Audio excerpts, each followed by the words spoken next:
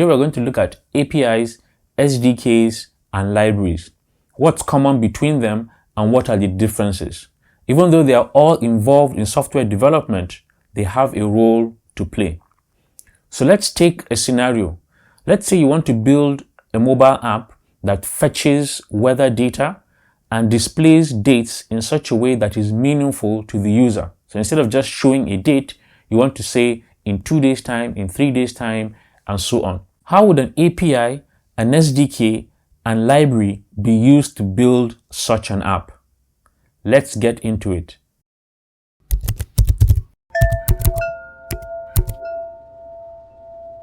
First of all, let's define what an API is, what an SDK is, and what a library is, and then look at some examples of each. API stands for Application Programming Interface.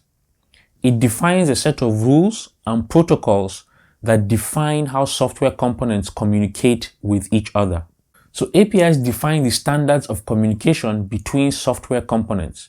It defines and elaborates what the endpoints are, what the request parameters should look like, and what responses would be given and the structure of these responses for each API. So why are APIs important? APIs help to standardize communication between different software components. And these software components can be written in any language, but because they have a defined set of protocol which is given by the API, they're able to communicate with each other. And the API itself can change its own implementation without affecting the software or software components that communicate with it. So APIs are quite important in defining these standards of communication. So an example of an API is a platform that provides weather data. So this platform would expose this weather data using APIs. It will tell you what the endpoints are, how you can make requests to these endpoints, what parameters you need to pass, and the structure in which weather data will be sent back to you. So in our example, for us to build an app that displays weather data, we don't need to go and build out weather tracking infrastructure. That's already done. That data is collected and is usually stored in platforms, weather platforms that provide APIs. So all we need to do is figure out what the API is, understand it, and integrate it into the app we want to build. So that's how an API plays a role in this scenario we have. It provides us with the weather data. So in our scenario, since we want to display weather data, all we need to do is identify the APIs that are relevant to provide the data we need and follow the protocols, the standards, and our software, our app will be able to communicate with this platform and get weather data. And even if the weather platform changes how they implement or provide this data internally, it won't affect our software, it won't affect our app, because those the APIs are like contracts for communication. So what's a library? A library is a precompiled set of modules that provide functionality that solve a specific problem. So whenever you hear library, it's a library that does a specific thing. So in our own case, we will need a library that would help us take raw dates that are in a standard format, maybe day, month, year, that would take these raw dates and put them in a meaningful and friendly way, such that instead of saying a particular date, we'll just say 2 days ago, or in 2 days, or in a week's time, right? So a library can help us take a raw date and put it into such a friendly and meaningful manner. Libraries are created to solve common programming problems, such as implementation of algorithms, data structures, UI components, file management, data access, network communication, and so on. So libraries are important because they help you to not reinvent the wheel when you're programming. There are common problems you would always face for whatever kind of software you need to build. And there are libraries that solve these common problems. So libraries are important in the sense that they help you reuse code. So once someone has written code and they share it via a library, you won't need to re-implement or redo those algorithms or data structures or processes, because those are already solved and are in a library you can use. So libraries help to promote code reuse.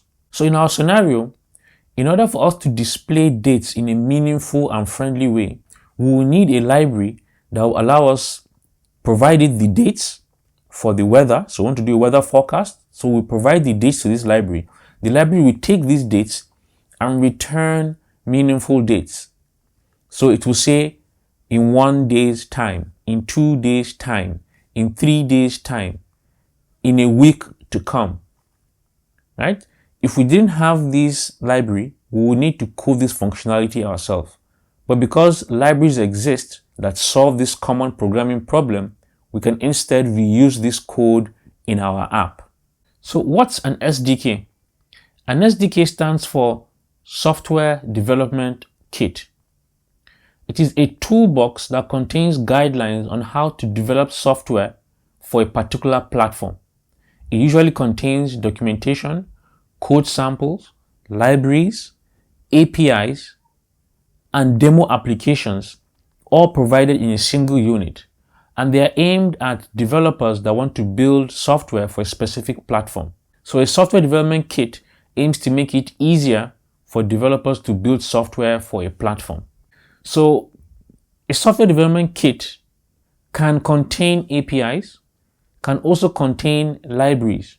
So why are SDKs important? It provides tools and documentation that are specific to a platform, and it streamlines the process of software development. It makes it easier to build applications for a particular platform.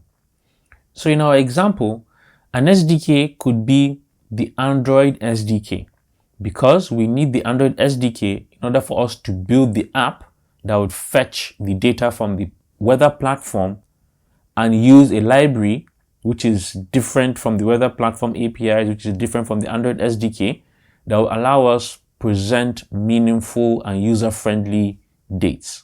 In order for you to build an Android app that fetches weather data and displays forecasts in meaningful time to the user, this is how an SDK, an API, and library play a role. So first of all, you will need the Android SDK to build the app, and the Android SDK usually comes with sample code, documentation on how to write apps for the Android platform.